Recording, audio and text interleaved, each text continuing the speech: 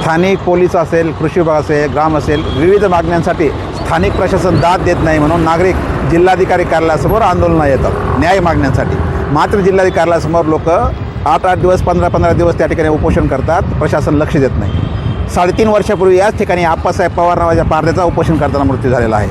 3.5 वर्षापूर्वी रस्ता रुंद करण्याच्या नावाखाली जिल्हा प्रशासनानं मोठमोठी झाडं तोडली जी आंदोलनकर्त्यांची सावली होती. मात्र गेल्या 4 वर्षापासून आम्ही वारंवार जिल्हा प्रशासनाला म्हणतो की या ठिकाणी आंदोलनकर्त्यांनी निवारा शेड बांधण्यात यावं, पिण्याच्या पाण्याची स्वच्छतागृहाची सोय करण्यात यावी. मात्र प्रशासन ऐकत नाही. प्रशासनाला आम्ही ते सांगितलं, जर प्रशासन करत नसेल तर आम्ही लोकवर्गणीतून बांधतो, प्रशासनानं मंजुरी द्यावी. मात्र प्रशासन मंजुरी देत नाही. सध्या खूप उन्हाळा आहे आणि अशा आमरण उपोषणामध्ये एखाद्या माणसाचा मृत्यू होऊ शकतो आणि त्यामुळं जिल्हा प्रशासन या ठिकाणी बीड जिल्ह्याचं मृतप्राय झालेलं आहे. जिल्हा प्रशासनाला त्याची लक्ष वेधण्यासाठी आज आम्ही जिल्हाधिकाऱ्यासमोर तिरडी आंदोलन केलं आणि तिरडी आंदोलन जे आहे ते जिल्हा प्रशासनाला भेट देणार आहोत.